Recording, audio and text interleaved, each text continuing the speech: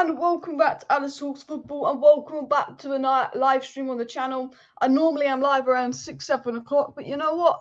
A little bit of an early live stream today because I didn't do a video this morning because all the news that came out this morning was just really repetitive. Take over this, take over that, this, that. I mean, there was a story on Varane being back from injury sooner, which is great. There's a few bits and pieces, but nothing super relevant. But you know, today we've got a good show because I think we will talk about the takeover, Sheikh Yassim's new plans, rumours of Camavinga to Manchester United. But we've got different things to talk about. Rashford doing great things off the pitch, helping United people and other people in need. There's about 3 stories about Rashford, his PR looking crazy at the moment. Just general chit-chat about football, Bellingham to Real Madrid, which has probably started these Camavinga to United rumours, in all honesty, let's be honest. The Messi situation getting kicked out of PSG, Osimhen to United, Randall Kolo Muani to United as well. I forgot his name, Gabby Viega, the Celta Vigo midfielder to United, and just lots of general news and lots to talk about in today's show. We will obviously talk about the takeover news and stuff, but I know a lot of people are fed up with that. It is repetitive, but a new story's come out with Qatar's plans, Camavinga, etc. And then also at some point in this live stream, do remind me, I want to talk about some things that Ten Hag came out and said on Garnacho, and Ten Hag also gave an injury update that Varane Man Utd and Garnacho will be back before the end of the season from injury, which is very, very good because we don't want players injured. So, guys, do smash that like button and, of course, subscribe down below to Alice Talks Football if you're new. As always, Glazers out, people.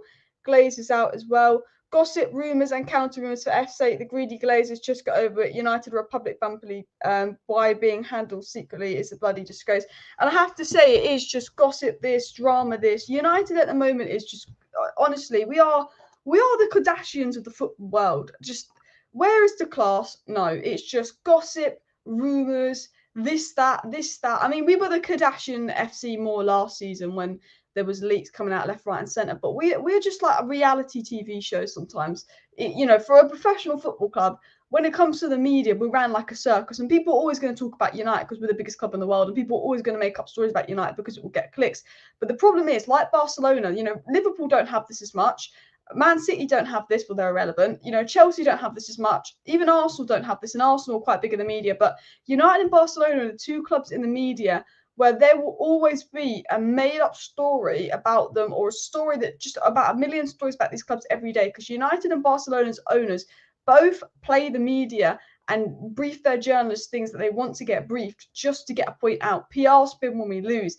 So I think the news around United is so frustrating. But I am going to get into it. I want to talk about an interesting story that came out with Christian Falk, the Camavinga news, the takeover news. Before I actually show you guys that, I wanted to get up something that I did. I just made a TikTok video about just how bad Chelsea were, but it was of the Premier League table post World Cup. So I want to quickly show you that as well. Alex says this process is awful, especially at the point we generally don't know what's going on. And I don't even trust any of the journalists. Like Mike Keegan, I think is reliable. And I don't think that Mike Keegan would make anything up. I do believe Mike Keegan. But has Mike Keegan been told that by the Rain Group, or is that what's generally happening? That is the question. The Glazers will get the Rain Group to leak certain things because everything that has been leaked has been allowed to be leaked by the Glazers because of the non-disclosure agreement, and it is frustrating as well. Leachers just want $6 billion from Qatar. I mean, look, the feeling is either the Glazers want Sergeant Ratcliffe's deal and they were never interested in Qatar and they still don't want to give up full power, or they're using this Sergeant Ratcliffe story to get $6 billion out of Qatar as well. But we will talk about the takeover news in just a second. But I wanted to get something up on my screen. I don't know what is actually on my screen at the moment. Okay, nothing bad. I actually did this. I don't know if you can see this, but I was looking at the Premier League table post World Cup, and I might zoom in on this just so it's a bit zoomer for you. But as this Premier League table post World Cup, and obviously Arsenal were top on 44, but they've played 2 more games than Man City. Man City will be on 47 if they win their next 2 games. But if you actually look at United, 38 plus 6 is 44. If we win against Brighton, which is a big if away at Brighton, especially with our away form, and I will get into that. The game after Brighton, I think, is West Ham. We've got the same amount of points as Arsenal post World Cup, and apparently this Arsenal side is miles clear of us. But post World Cup, because I also think pre World Cup, that was Ten Hag's beginning. That was rusty. We didn't have Casemiro and Antony. And I think post World Cup's really when you can judge United. And if you think of the injuries that Manchester United have had, some of the issues we've had, no backing in the January transfer window, you know, the amount of injuries and suspensions we've had to top players, the fact that we could have maybe, if we win our next 2 games, had the same amount of points as Arsenal post-World Cup says a lot, considering it seems that Arsenal are so far supposedly ahead of us. And I think that gives me confidence going into next season if we have a good transfer window. But the really thing I thought was interesting here was, I know we'd obviously talk about United, but Chelsea, 17 points since the World Cup. Obviously, game in hand, but let's be honest, will Chelsea win that game in hand? No. I don't think Chelsea will win another game this season. I tell you what, if we don't beat Chelsea by at least 3 goals at Old Trafford, I'll be fuming. They are that bad. They are the worst team in the Premier League. I fancy Southampton, Everton, and Leeds to give us a better game. And they're pretty rubbish. But I was just looking at this now. If it weren't for the Tuchel got Chelsea 10 points, yeah. Tuchel's got Chelsea 10 points, yeah. Imagine if it wasn't for the 10 points Tuchel got Chelsea, they'd be relegated. But look, Chelsea, post-World Cup, 17 points here is mad. Absolutely mad. Like how bad they've been. And I always think just looking at statistics like that is interesting as well. But I do want to get on with the news and stuff. I do want to get on with the takeover news and then the other bits of news as well. But I did make a TikTok video kind of breaking this down. And I thought that it was quite an interesting thing to look at. But we will get into the takeover news. Now, before I get into takeover news, I was going to get something up. Oh, here. We'll get into this story first of all.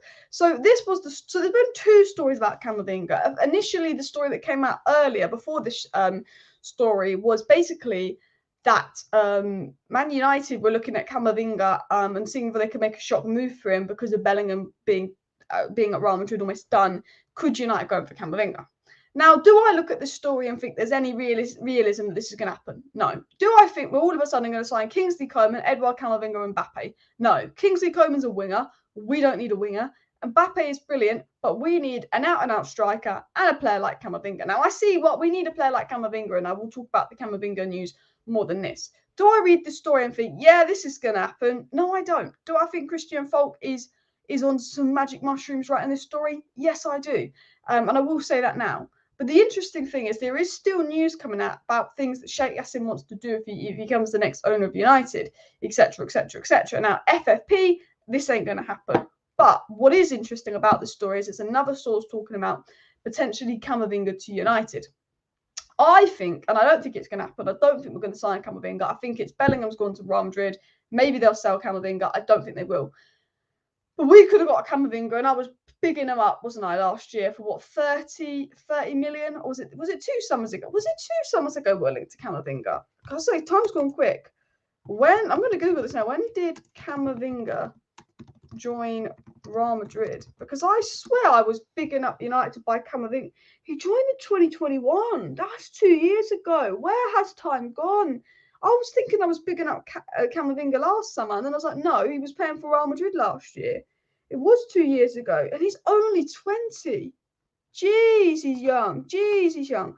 But anyway, honestly, I'm a big fan of Camavinga. I think that Camavinga is an absolutely exceptional, brilliant, fantastic midfielder.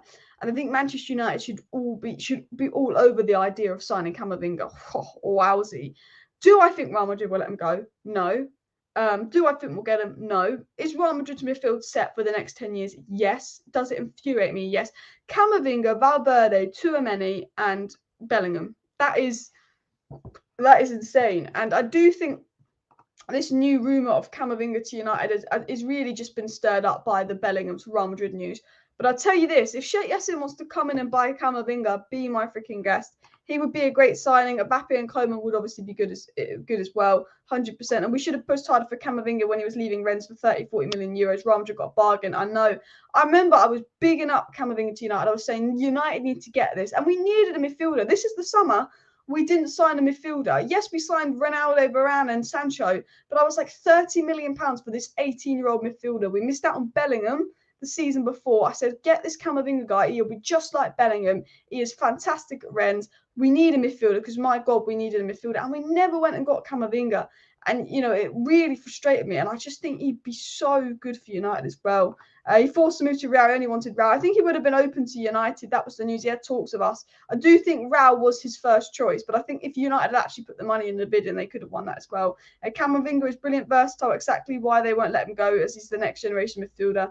And I think that's true by Alex. I think that Camavinga is a fantastic player. And, you know, I think the rumours have just come from this Bellingham move. I can't see Real Madrid letting him go as well. Guys, We've got like 450 people in the live stream, so do smash that like button if you have not already. And of course, subscribe down below to Alice Talks Football if you're new. If you do want to stay up to date with all the latest Manchester United news, transfer news, updates, and more, this is the place to be as well. De Jong, buy De Jong a house in Cheshire surrounded by sun lamps. I tell you what, I did see some things today, actually, if I can get them up. Where did I find them? I saw people saying stuff like this. Jude Bellingham to Real Madrid, no problem. And a picture of Frankie de Jong and Moises Caicedo. And I'll be honest with you. Frankie de Jong and Moises Caicedo would be a better signing for United than Jude Bellingham. I am very happy about Jude Bellingham going to Real Madrid. One, because he doesn't strengthen City. I think him going to City would have been just strengthening him even more. Two, because I get to see Liverpool fans cry that they don't get Jude Bellingham, and Liverpool fans were certain they were getting Jude Bellingham, which makes it even better. And three, not that he was ever really linked to Arsenal, but I think he would have been a very good sign for Arsenal. I actually think Jude Bellingham would have fit in best at Arsenal of all the sides. And four, just not another player for Chelsea to ruin. He's an English player. I want him to have a good career, but I don't want him to have a good career in the Premier League if it's not for Man United, because then he'll be good for rivals. So from my perspective, I thought Jude Bellingham going to Real Madrid is the best move for us as United fans, because I think it would have been silly if United went for Bellingham this summer. I think in the future, I understand United going for Bellingham, but I think as good as Bellingham is, for United to spend 100 million on a midfield profile that isn't quite the profile they need, I think they need someone that's a little bit more capable defensively at winning the ball back, like Caicedo, like De Jong. I think it would have been wrong. I think we needed a striker. I think we need a centre back. You could argue we even need a goalkeeper. You could argue we even need two midfielders. I think that Caicedo and Frankie de Jong are cheaper than Bellingham, and I think they would have a better impact short term. I think long term, when Manchester United maybe next summer, if United are one signing away from winning the Premier League and it's a midfielder, you go for a Bellingham. But I think when United need at least 4 or 5 positions addressed this summer, I think it would have been silly for us to go for Bellingham and spend all that money on Bellingham. Do I like Bellingham? Yes. Is he a good player? Yes. Would he be good for United? Yes. But was he worth the money? No.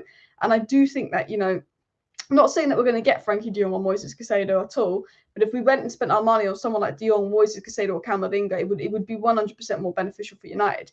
Now, I think there's a chance of Moises Caicedo. He's a United fan, but him just signing a new contract at Brighton. McAllister, I think, is going to go to Liverpool, which is good for me as well, actually. And people might say what you're saying, like you're saying Bellingham going to Real Madrid is good, and McAllister going to Liverpool was good, even though United have been heavily linked with both. And I think United seriously want McAllister, but if I was to pick one of McAllister and Caicedo, it would be Caicedo.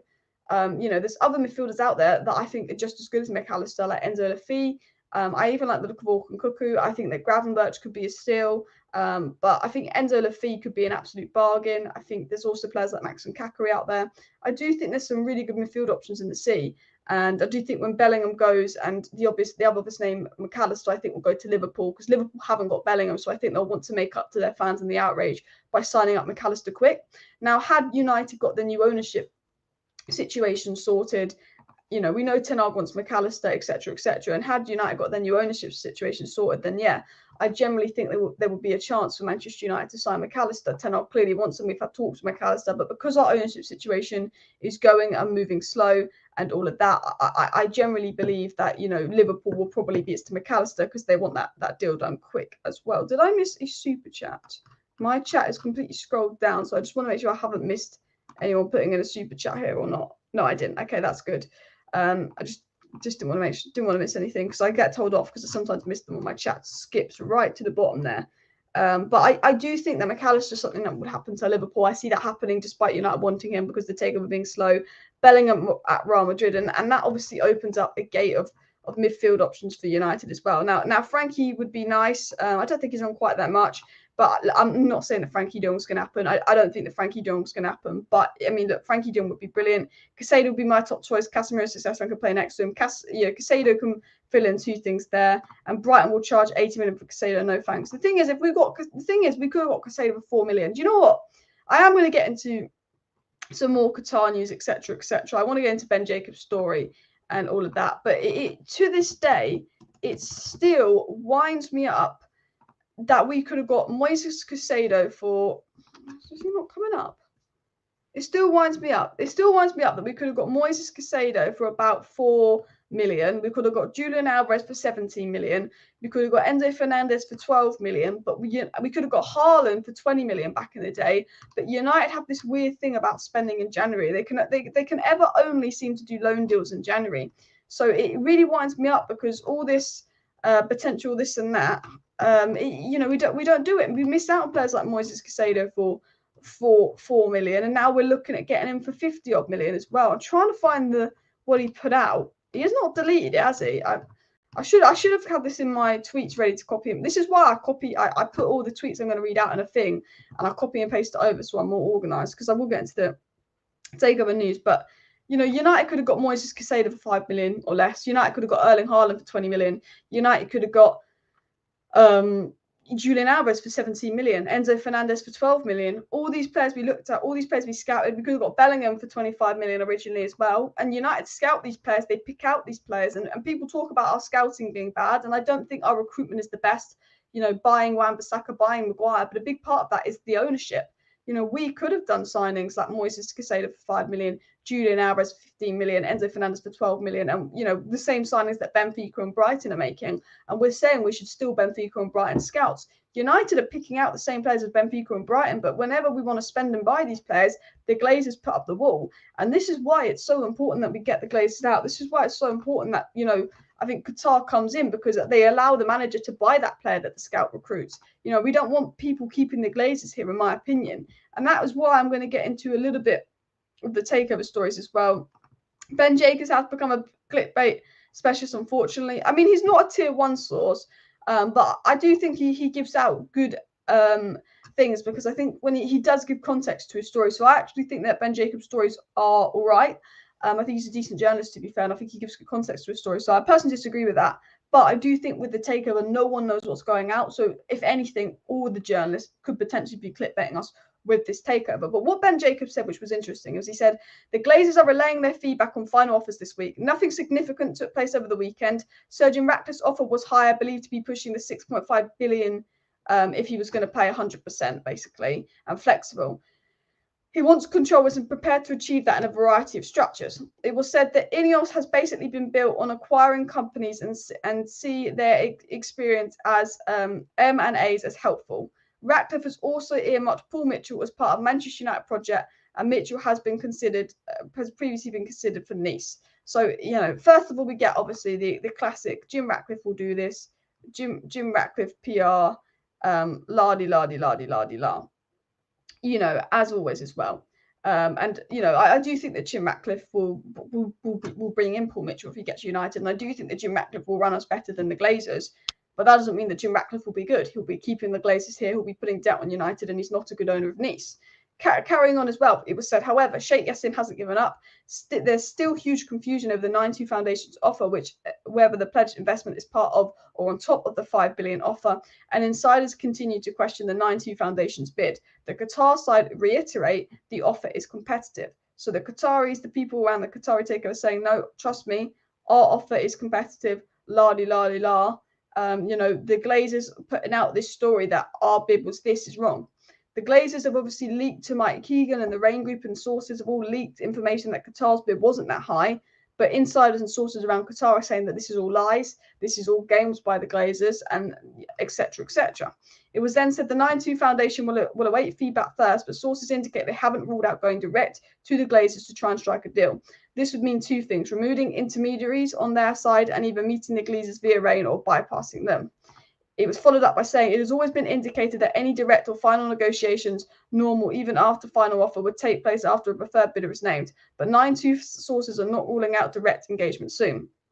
So what he is saying is Qatar have a plan, and Qatar's plan is to go further and further in this takeover process, and that, you know, if they want this, they want United, is what he's saying. Qatar, the 92 Foundation, they want United. They're determined to get United. They will go, even though, you know, they can't put another offer until this preferred bidder is named.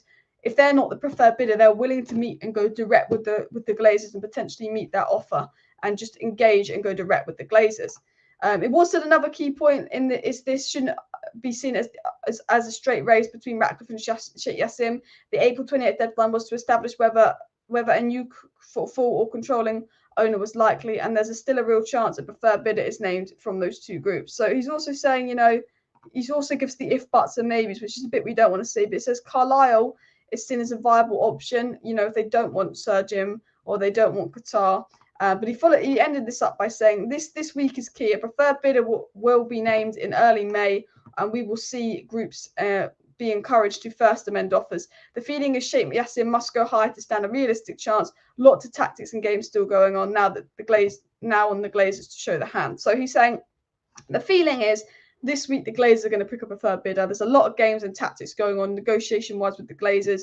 It is felt that Sir Jim's offer is bigger and that Sheikh Yassin might need to go higher, but Sheikh Yassin has a plan reportedly to go higher to potentially acquire United and see if he can go direct to higher with the Glazers to acquire United if he's not picked as a preferred bidder. It's sort of a summary, I guess, on the takeover news as well. Guys, do smash that like button, subscribe down below as well. This takeover is like the old BBC children's show. Jack and Ori, tell us a story. I don't know what you're on about, but it's very repetitive, the takeover news as well. That's still confusing bit. I still find it hard to believe Qatari's bid less per share than Jim. All games in a spin now. True. The only thing I will say is if you when you buy a load, like when you go in a shop and you can get a 6 bag of crisps for 150 or like a packet of crisps for 60p, something like, let's say I'm going into Tesco and I'm buying a 6-pack of Quavers, and 6 Quavers is £2, but 1 packet of Quavers is 60p. So I can get 3.5 packets of Quavers for the price I can get 6. But because I'm buying less, because I'm only buying 1 packet of Quavers, I buy the 60p thing and I only spend 60p, but I'm paying more per Quavers because, if you buy 6 packs of Quavers for £2, price per packet of Quavers is about 50p. No, it's about 40p. It's about 40p, okay? 30 something p. You're paying 30 something p for 6 packets of Quavers, but you're offering more money.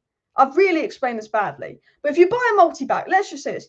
You buy a multi-bag of crisps and you get 6 packets of crisps for £2, or you buy 1 packet of crisps for 60p, you're paying more per share for the 1 packet of crisps for 60p. Do you know what I mean? If you're going to buy 6 packets of crisps for 60p, you spend £3.60. But because you're not buying 6, you're buying 1, you're only spending 60p. Whereas if you're going to buy 6 at once, you spend £2. So you get £1.60 less, etc. And what Qatar have done is Qatar want 100% of the club, but because they're buying 100% of the club, their value per share in their bid is less. Jim Ratcliffe, let's say he's offering reportedly around 3 billion for 50%, which would mean, in Qatar's words, that is 6 billion for 100%. Now, Qatar have bidded maybe 5.2 billion and Jim Ratcliffe has bidded 3 billion. But because Qatar have bidded 5.2 billion for 100%, the value per share is less because they bidded 3 billion for 60%. So if they were bidding 100%, that would be 6 billion. But Qatar's point is, when you buy a group of something, a whole pack of something, you pay less. When you buy a multi-bag of crisps, you get 6 crisps for £2. When you buy a single bag of crisps, you get 1 crisp for 60p. That's the way I'm trying to see it. So although Qatar have paid more money, they've paid more money, Jim Ratcliffe is buying less, but he's buying more for less, if that makes sense. I think that's the way to describe it. The Glazers will get more money per share from Jim, but they won't sell all their shares to Jim, so they will get less money in total. Whereas with Qatar, they will get less money per share, but Qatar's buying the whole club, so it's expected they'll get less money per share. So that's kind of my way of describing the situation really badly. Is Qatar have bid higher than Sir Jim, but Sir Jim's bid might have more value. But that is because he's buying less, which is normal. But the Glazers might see that as, but his bid has more value. We can get more money per share and still retain control in the club. I think that is the way I would describe Sir Jim's bid. Awful way to describe that. But yeah, and Jim's bid is more per share if the reports are to be believed, but I'm not sure I believe the reports at this point. And Alex makes a good point. At the end of the day, this is what is being reported. And, obviously my job on this YouTube channel is I don't get really any information that you guys don't get. I very rarely get told something by someone. Everything I know is because I read a lot about United. I read a lot of sources, and I do know which sources are good and I do know which sources are bad. But I also know that these sources get briefed by United. And although these sources are not lying, the people that are briefing them could be lying. The information these sources get stuff from could be lying. And the thing is, it's with this takeover, and I've said this multiple times, you don't know who to believe. You know, I don't know anything more than you guys know. I don't know anything. I don't think the journalists really know anything more than us. The journalists just get told people. The journalists get told things by people, but these people telling them things have probably been told to tell them things by the Rain Group, who's controlled by the Glazers. All the news and media surrounding United is kind of controlled by the Glazers. I can read a report and I can say, look, Mike Keegan is incredibly reliable. He's been pretty spot on with his takeover stuff. I would take this report seriously. And then I can see an ITK account with a Qatar badge in their bio and go, no, I wouldn't believe a word this thing is saying. There's no credibility to it. Or this guy is a journalist with decent credibility, but he's got the Glazers in his pocket. He's in the Glazers' pocket. You know, I look at information and I say, actually, no one really knows. I think Mike Keegan is a fantastic journalist. I think he's very credible. I think David Ornstein's a fantastic journalist. I think he's very credible. And it's not these journalists' fault, but there's non-disclosure agreement signed. It's said that Sir Jim's bid is more valuable per share, but we don't know that. That's not been confirmed because the actual price tag and figure for third Jim Ratcliffe's bid, the actual price tag and figure for Jay Yassim's bid has not been disclosed, and it's not allowed to be disclosed. The information that does get leaked to journalists is by the Rain Group. The Rain Group let things be leaked because the Glazers let them do that, and the Glazers could be letting them do that and put out false information as a game, because that is very Glazers-esque on it. Very, very Glazers-esque. And, you know, no one knows what the bids are. Qatar are reportedly putting out that their bid is a lot higher than what the Rain Group have put out and briefed the United journalists, and that this news coming out is a lie. But no one knows. And I think, you know, there's so many good journalists here, but I think they're all being played. And I think the thing is, we have to remember that we don't know the prices. We don't know the bids. The feeling in the news is that Sir Jim Ratcliffe's bid is bigger, but we don't know that yet. This could be a game to up Qatar's bid. That's the way we've almost got to go with this takeover news. We have to, as good as a journalist might be, and as much sense as a journalist might be, I think you have to take everything with a slight pinch of sense, if I'm being honest as well. Camavinga will never leave our players alone. I mean, look, I spoke about Camavinga at the beginning of the video. I said I love Camavinga. I would take Camavinga at United in a heartbeat, but I don't see Real Madrid letting him go. It's because Real Madrid have signed Bellingham that all of a sudden this Camavinga to United news is coming out, because he'd be a fantastic signing for United. And then you've got Christian Falk doing another report about Man United going for Camavinga, and then another report's come out, if we get Qatar, we'll go for Camavinga. That is the news on Camavinga. It's just rumours coming out from journalists. You know, Man United to make a shot move for Camavinga. Camavinga could be available. Real Madrid won't sell him. Man United will have to break the bank for him. I've said this. I'd love us to get Camavinga. If we get Qatar a chance to get Camavinga, I'm sure we're interested in him. But I do think this Camavinga story is off the back of Bellingham to Real Madrid. I think that Real Madrid won't sell him. But it was just something that came out, and it was linked with the Qatari news as well. So I thought I would cover it because it's something different as well. Paul says this, Sir Jim Ratcliffe needs to borrow money to buy the club and has no money for infrastructure, stadium, players and debt repayments. Anyone that can afford the club outright should anyone who can't afford the club outright should stay away. And I agree with you, Paul. I absolutely agree with you. But the disappointing thing is that Sir Jim Ratcliffe is more like, I'm going to get United at all costs, even if it means keeping the Glazers here, because I know I can't compete with Qatar for the full takeover. So I'm going to employ dirty tactics and keep the Glazers here. I think that is what Sir Jim Ratcliffe is doing as well. Qataris underestimate how inept game-playing scum Glazers are. They're probably not used to dealing with all these sorts. And I think it's spot on. I think Alex was spot on here, because it was said that part of Qatari's bid was a pledged investment. So when I've said this a few times on the channel, but when Roman Abramovich sold Chelsea, he did something on top of the bid called pledged investment. So let's say he sold Chelsea for 2 billion. On top of that 2 billion, everyone that put in a bid for Chelsea had to show that they were going to spend another 2 billion on top of that on doing this, and that. And, you know, not only will you put your 2 billion bid in, but then on top of your 2 billion bid, you know, Todd Boehly might have bidded another 2 billion, which wouldn't go to Abramovich, but it would be showing that he was going to invest in this, and this. And, you know, he obviously chose Todd Boehly as the next Chelsea owner over all these other people, because he knew that Todd Boehly was going to spend a lot of money. Now, Todd Boehly hasn't been the best owner for Chelsea, but you can't say he's not tried. He's just a bit of a fool. He's got, you know, it's more than spending money in football to be successful. He's got a lot of money, no brains, but he actually wants what's best for Chelsea. And Abramovich gave Todd Boehly Chelsea because he knew that he wanted what was best for Chelsea, and he was going to spend a lot of money. Qatar, in their bid for United, put in a pledged investment. But unlike Roman Abramovich, the Glazers don't care about United. The Glazers don't care about what Qatar are going to do with United when they acquire United. So even though Qatar have bid 5 billion and put a pledged investment on top of this, which would actually raise the value of the bid to 6 billion, if the value of the bid is 6 billion, because of the pledged investment. Qatar, you know, the Glazers still only get 5 billion because the pledged investment is just showing on top of the bid what they will do if they get the club, which is irrelevant to the Glazers because they're not interested in what you're going to do with the club or if you're going to be the best owner of the club. They're interested in how much money they get.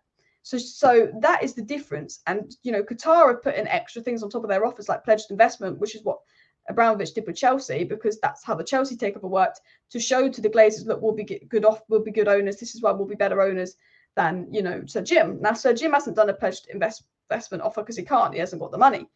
But I think Alex is right. I think Qatar look at that and they'll go, and they've been told the Glazers don't care about the pledged investment you put on top of your bid. You've just wasted your time doing a pledged investment on top of the bid, because the Glazers don't care what you're going to do with the club like other owners would. They care about the specific money they've got.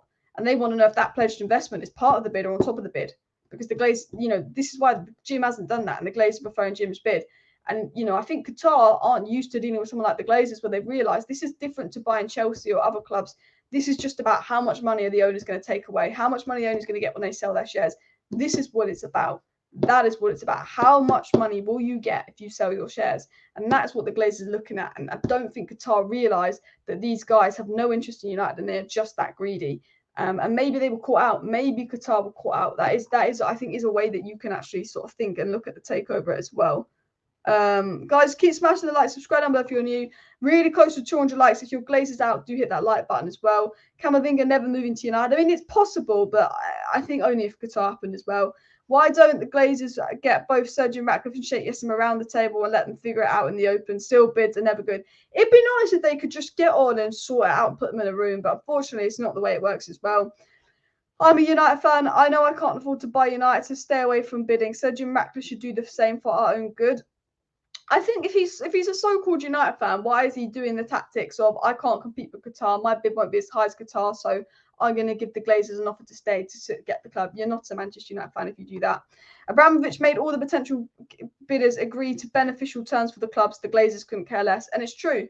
It's true. It just shows how much the Glazers don't care as well. The debt has to factor in the bid, I reckon. The interesting thing is, I think Jim Ratcliffe's reported borrowed money will go on Ineos rather than the United business itself, which is the only positive, I guess. But Manchester United had $1 billion in debt. Surely, if Jim Ratcliffe's going to borrow money to buy United, and hopefully he puts that debt on Ineos or not United, surely there should be a rule saying naturally you can't borrow money to buy this club, you can't put any more debt on this club, or this will happen. Surely, you know, there's all this about, I don't think amnesty will allow Qatar, etc., etc. I get that. But why is it okay to then buy Man United on debt and take money out of United? Why is that okay? You know, why is this kind of stuff not being looked at? Shouldn't there be a rule about debt and buying clubs? Potentially. Obviously, not many people have the power to buy a club without debt, but it's something that needs to be factored in, and I agree. Sheikh Yassim has never dealt with a bunch of rats like the Glazers. And the thing is, the Glazers want a good relationship with Qatar and the Middle East for business reasons. So maybe they'll have to stop acting like rats as well. And I saw that apparently Sheikh Yassim wants to buy Mbappe, Coman and Camavinga if he becomes new owners. That is the story coming out by Christian Folk. Now, I'll just check and make sure there's no other interesting stories going on. Marcel's a bit to said, I've already experienced a lot in my career, including Bayern Munich. At Manchester United, everything's bigger because, you know, Bundesliga is crap. And so bits are taking shots at Bayern Munich. But obviously, this was the story. And look, take it with a pinch of salt. If Sheikh Yassim comes in, he wants to sign Kingsley Coman, Camavinga and Mbappe. Do I want any of those players? Of course. Do I see any of them happening? No, I'll be honest with you. It is very much a take with a pinch of salt story. Gas said he can't stop laughing at Lampard. I can't stop laughing at Lampard. People, Lampard is the worst manager in Premier League history, I think. Just because of the amount of chances he's had, the amount of money he's had. Name me, everyone get in the chat and name me a worse manager than Lampard if you can think of one. Name me a worse manager if you can think of one. And I'll get something up to just show you how bad Lampard is. I did a TikTok actually. Do you know what? Let me go to my TikTok. Alice. I made a TikTok just to highlight how bad Chelsea have been. Let me get this up here. So this is the Premier League table since the World Cup, the last 20 games. The mad thing is Villa are in third. If United win their 2 games in hand, they'd have had the same amount of points as Arsenal. But Chelsea here 17th, just 2 points ahead of Everton. Now, when Tuchel was sacked, Chelsea were 5th. And points per spend, Chelsea at the bottom, 17 million per point. They can't even score. My point is, Chelsea must be having the worst ever season in history for a top team. Like, I thought Rangnick's United were bad, but 1 billion spent in the last 2-3 years. 600 million in the last year. The points Tuchel got them is the reason they're not in the relegation zone. So this is the Premier League table since... So this was my point about Chelsea. I made like a little video on just how bad Chelsea are and that. And it's actually like, if we go back to Twitter, like, and just... They're only not in the relegation zone because of Tuchel. They spent over 600 million, you know. Let me get this up. Pounds per points Premier League. I'm hoping it comes up on Google. Because I read it somewhere. This is it. This is what I wanted to get up. Okay. Don't make me log in or make an account or something. There we go. Just want to click on the picture. Okay. So, wait, you haven't got that. Wait a sec. I need to share another screen. 1 sec. Because I've opened the picture as a download. I think that is it. Can you see that? I thought this is an interesting thing. So, points per spend in the Premier League here, yeah? This, I just think it highlights, you know, Brentford have got 1 million per point. Brentford and Brighton doing fantastic. I think Crystal Palace are quite underrated as well in their business. I think Crystal Palace have done some good business, and Fulham. The top 4 doesn't surprise me. Brentford, Brighton, Crystal Palace and Fulham. I think they've all done really, really brilliant underrated business. Man City, that's because they sold players for good money. It would be a little bit more. Arsenal, again, done well. Villa have done all right. Liverpool have done all right. Look, United ain't done great in 14th here. But actually, when you just look at Chelsea, it's just another level. Like West Ham and Southampton, that's not great. £7 million per point. But Chelsea, £17 million per point. That is more than double the second worst. West Ham, 7.5 million per point ain't good. But double that is 15 million. Chelsea are on £17 million per point. £17 million per point this season. That is how bad Chelsea have been. Look, Todd Bowie's come in and he's invested money, but it's not even about having owners that are going to come and invest money. Look, we've spent a lot of money and we're 14th there.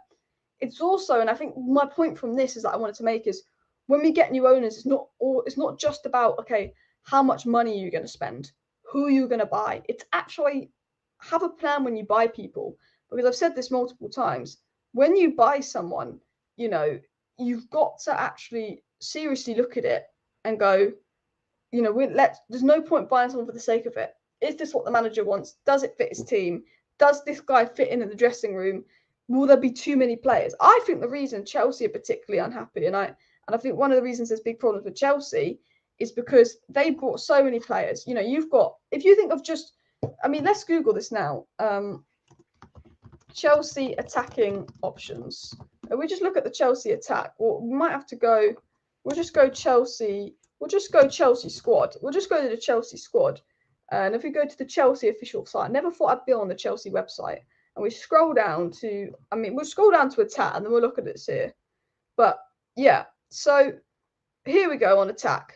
They've got Aubameyang, Pulisic, Felix, Mudryk, Sterling, Broja, Ziyech, Fofana, I thought it was the other Fofana, Havertz, and Madiaki, all competing for the same 3 spots. And now that isn't taken into account people that count as wingers. But you've got 1, 2, 3, 4, 5, 6, 7, 8, 9, 10. You've got at least 10 players. You could even argue Mount goes up there in 11. 10 players. You've got 10, 11 players fighting for 3 slots. And because they've got so many players, they've got no room in the dressing room. You sent Lukaku, your only decent striker, out on loan. You've got Aubameyang and Felix and Havertz that can play striker, but you've got Pulisic who never plays. Sterling, Pulisic and Sterling and Mudryk are players that are going to be wanting to play week in, week out. They're not. Ziyech wants to play week in, week out. Havertz wants to play week in, week out. Noni Madier, they just got all these players. And I just think that's the reason Chelsea is just a big fat mess. Too many players. And surely, do you know what's mad is they'll get done for FFP if they were relegated. Surely they wouldn't be able to balance that out. But do you know what's mad is that they signed, do you know what's funny? It's just funny, actually. They signed all these players on 10-year contracts and 8-year contracts. They didn't break FFP. But if Chelsea want to get back to their best, because they've got the talent, I do think a lot of these Chelsea players are really good and they've got a really good squad. They're just massively underperforming. And I think the reason they're underperforming is because half of their squad can't fit in the dressing room. A lot of their players don't have, all their signings, because they signed so many people, have so many players. There's so many top players they can't register in their Champions League squad. So many of their top players can't fit in the main changing room, don't have a seat in the main changing room. Chelsea, if they want to be a top team, have got to sell a few players, and they've signed players on fat contracts with lots of money. It's going to be difficult for them to sell it. And, I just think their problems come from having a squad that's too big. I mean, it's good having a lot of players, but when your squad is too big, when you sign too many players, it gets a mess, because Chelsea need a goalkeeper. Chelsea need another 2 defenders. But they also, if they sign another 2 defenders, well, you've got to get rid of Azpilicueta. You've probably got to get rid of someone else. But you just signed Fofana and all of these players, so maybe you don't need another 2. I mean, what Chelsea really do need is midfield. I think the one area Chelsea do need proper investment is midfield. And I think they just need to sort out their players when I look at Chelsea as well. I mean, it's just mad how many players they've got as well. Good luck to West Ham tonight. Yeah, who is playing tonight? Liverpool are on. Premier League. No, I want Premier League fixtures. Get it up. We've got a few games on tonight, haven't we? We've got a few games on tonight. Zoom in a little bit here. So we've got, as you can see, this is tonight. We're tomorrow. I panicked for a second. I thought we were tonight. I was like, wait, I haven't got a watch along planned. So Liverpool, Fulham tonight. West Ham City. So if West Ham and Fulham can get a win tonight, that would be brilliant. West Ham and Fulham can. Didn't mean to do that. West Ham and Fulham get a win tonight. Would be brilliant. Chelsea need 3 coaches to bring into the team too. There's just too many of them. If Chelsea had Ten Hag, Unai Emery, they'd probably be a top 6 side, probably. But I do think Potter. I just think, was it ever going to work for Potter having all those players, which he hadn't signed most of them, all these players on high wages, too many egos, too many dressing room problems? I think, and I'll be honest, I think the reason Ten Hag has helped United so much, and I think the reason Ten Hag has solved so many problems at Man United and been such a good manager for United is because of his man management skills. I think management is not just being a good manager and having good tactics, which I don't think Chelsea have, especially with Lampard. But I think I think Potter was a good manager with good tactics, but it's also his ability to man manage. And when you've got so many players in the squad, so many that aren't happy, so many dressing room issues, you spent so much money on so many players, it's inevitable that players will be unhappy and there'll be dressing room issues. And Chelsea need to get a manager in, I think, that can really deal with those dressing room issues, can really deal with those personalities. And I think Ten Hag could. And, I think the reason we were so bad last season was, one, yes, we had Fred in midfield and Maguire at centre-back, but we shouldn't have been as bad as we were last season. We weren't trying, we weren't running, we weren't playing well. I think one of the main reasons United was so bad was because of the dressing room issues. We saw leaks coming out left, right and centre. Rashford even said it in an interview. He was unhappy at United off the pitch. And when you're unhappy off the pitch, it doesn't help on the pitch. You don't enjoy playing like you used to. And I think that really does sum everything up. I think Marcus Rashford is obviously an incredible player, top player. I think he really sums it up. If you're not happy at your football club, you're not going to be presented well in the dressing room, and you need a manager to deal with that unhappiness. If you're unhappy, leave. I don't care how important you are. If you're unhappy, leave. You don't want to be here, leave. Ten Hag shouted at every player and said, if you don't want to be a F off, tell me, I'll let you go. I don't care who you are. You could have been Bruno Fernandes. Bruno Fernandes could go to Ten Hag tomorrow, knock on his door and say, I want to get leave United. I'm not happy here. I don't want to play for you. And he'd be like, right, you don't want to be here. I don't want him in my squad. F off. Like that is Ten Hag's personality. And I think that is what Chelsea need to sort themselves out a little bit as well. Lampard really did put Sterling at centre forward. What a masterclass. At least Chelsea scored a goal. And Bowie was the director of football until fairly recently. That was an issue. Haphazard spending won't do it. And again, it shows the importance of a director of football. United spent so much money under Ed Woodward. United spent plenty of money under Ed Woodward. And we spent the second most in the Premier League after Man City for a while. But where did that get us? It didn't really get us anywhere because we spent 150 million one summer. Wow. Dan James, Maguire, Wan-Bissaka for that. Dreadful. You look at the money we've spent. Dreadful, because you can spend money and Maguire, English centre-back, such an obvious name and a good World Cup. English price 80 million. Wan-Bissaka was such an obvious signing, and I like Wan-Bissaka and I wanted us to sign him, but it was such an obvious signing, and then you have to pay 50 million United tax. Them obvious signings, and Chelsea made obvious signings. All those Chelsea signings were players linked to other clubs when you realistically think about it. Todd Boehly hasn't got a clue. He was director of football, and he probably sits. I'll be honest. I wouldn't be a good director of football for United. I have ideas of who we want to sign and who we should sign, but to be a director of football, you need to really know the ins and outs of a player and not form an opinion of watching a few highlights of them, watching a few games and seeing what Twitter says. And I think that's Todd Boehly. I think he's like us. He's a fan. He thinks he knows what he wants. Like, I know that I would like United to sign Moises Caicedo, and I know that I'd like United to sign Harry Kane and Frankie de Jong and Jurrien Timber, and I think they would all be good signings for United. But I'm not a director of football. I don't have the ability to go, there's this guy in Uruguay that's a baller. There's this guy in the Slovakian league that's going to come in and fit in like Bosch, and he'll be 20 million, but Bosch. I can pick out names. I'm aware of names, but I think Todd Boehly, being director of football, they thought, well, Koulibaly, obvious name. I said, in the summer, I don't think Koulibaly is a good signing. 3 years ago, I'd have been banging it for Koulibaly at United, but I said, Lisandro Martins and Timber, I want more than Koulibaly, because I look at the way Ten Hag wants to play. I look at the way that Koulibaly's passed it. I want young players going to United to step up. People would think Koulibaly is a better centre-back than Martinez, but Lisandro Martinez is a better centre-back than Koulibaly. That is what you need. And I think Koulibaly was an obvious decision for Chelsea. Cucurella, 70 million, one left back had a good season in the Premier League, much like Wan-Bissaka. Have one good season in the Premier League for a lesser club. Let's spend big money, bring this full back in. Could there have been better options elsewhere other than Cucurella? Could there have been better options? Could Zinchenko have been better for Chelsea, which is a less obvious choice? All the other players Chelsea signed were almost linked to other teams. Mudryk was linked to Arsenal. Chelsea signed them. I know that a lot of the players they did go for ended up going to Barcelona, but they signed so many obvious names. Sterling, I thought, was a good signing, but obvious name. And I think, what it shows the importance of, you can have a lot of money in football, but you need a good director of football with a good plan. You look at the people that Ralf Rangnick brought in and how good they ended up being, and the deals Ralf Rangnick got. Ralf Rangnick was at United, and he suggested Julian Alvarez and Enzo Fernandez. Now, I don't think Enzo Fernandez is doing particularly well at Chelsea, but had he gone to United, I think he'd have thrived. 12 million, did you see him in the World Cup? A good director of football is someone that isn't just going to go for the obvious names. You look at Ralf Rangnick, look at the work Paul Mitchell's done, even Michael Edwards of Liverpool. Liverpool have really struggled this year. And I think that's because Michael Edwards left. They prioritised attack over midfield. I think Michael Edwards would have found Liverpool a gem of a midfielder rather than getting this broken-legged Arter. I think director of football is such a valuable thing and an underrated thing. You can have the money, but if we do get the new owners, you need someone that's got a plan as well. I mean, Ostenhem would be a fantastic signing, but having a good director of football is someone that could pick out someone for 30 million that we're not too aware of, and you're like, damn, he is good. And Cuckoo's coming to the bridge as well, which is mad. I bet on Cuckoo's regretting that. He signed that deal way too early. This is why I think you should never rush into a transfer. I was saying this about Enzo Fernandez. Should he have really rushed into that transfer? Because could he have waited till the summer? He was at Benfica 6 months. Benfica were doing well. Why are you forcing a move to Chelsea after 6 months? Wait till the end of the season. You'll have more options like United. Look at Chelsea now. You're a good player, but this is going to ruin you.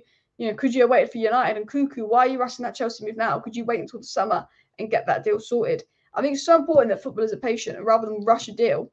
I don't think Cuckoo will be too excited to go to Chelsea now. But he was director of, I read that one out. Lionel Messi obviously out of PSG, not getting in some trouble there, isn't he? We do need a DM to help Casemiro, 100%. But what I'm going to do, I'm going to go back onto Twitter. I'm going to go back onto the news. Just going to make sure nothing has come out quickly now. Saying De Zerbi is a doubt to be on the touchline when Man United face Brighton on Thursday. He cancelled his press conference on Wednesday. He's unwell and remains at home. That could be an advantage. No Brighton manager for the game. That could be an advantage. We've got Brighton tomorrow. Who do you want to see play versus Brighton tomorrow? I mean, mine's probably the same lineup as Villa, to be honest, as well. But that's an advantage for us. No De Zerbi. De Zerbi. Why am I saying this is me with names? I even know it's De Zerbi because I watched people call. I feel like my head just naturally mispronounces names. De Zerbi. I even know that. I've just said it wrong 3 times because I'm an idiot. But I'll see if I can find one more thing I wanted to get up before I ended the live stream. Saeed made a good point here. This Kolo Muani guy, apparently 100 million. What is I don't get it. I don't get 100 million on this Bundesliga guy. You might as well spend 20 million more on Ossam. I will spot on. We keep being linked to this guy. I don't think it's worth 100 million. But this is what I wanted to get up. It was said here, home matches played 16, away matches played 16, goals conceded at home 8, goals conceded away 31. Goals scored at home 28, goals scored away 21. Expected goals, like just this, you know, you've got eyes, you can see this. But I mean, look at this: chances created, points lost after winning. You know, 7. You know, we've not lost any points after winning at home. We've done it 7 points away. You know, I mean, our possession away is higher, but our points per game is lower. Our goals per game is lower. The amount we concede to game is lower. You know, away from home, United have been particularly poor. Particularly poor. Do you think it's more business savvy? And do you think it's more business savvy and who understands / trusts Ten Hag football between the Qatar and GM? Not 100% sure what you mean by that. But I do think it's important that Ten Hag has an owner, Man United have an owner that will invest in United, but also has the brains to run it well, like Man City's owners as well. Ten Hag needs to pick his wanted new players. I agree. I think Ten Hag, with the help of a top director of football and, you know, good backing, should be used to pick players United buy all season as well. But Roberto De Zerbi is fantastic. He's a fantastic manager. Brighton lose their manager and they replace it with another fantastic manager. And I think he will reportedly be on the way out of Brighton, which is a shame for Brighton because they, you know, every time they bring someone good in, they get poached. And I think, you know, they're such a well-run club, and I think they'll be disappointed in that. But yeah. Anyway, people, I am going to wrap up the live stream here. We've been live for over 50 minutes. So if there's any more news, I will be back tonight. I might do a video about 10 p.m. tonight. There could be an upload around 10 p.m. tonight after the Liverpool, West Ham, Fulham games, Man City games going on. So do subscribe with that post notification bell on. If you do want to stay up to date with all the latest Manchester United news, transfer news, updates, and more, subscribe, smash a like. Glazers out, people. I'll see you next time. Bish, bash, wash, and bye.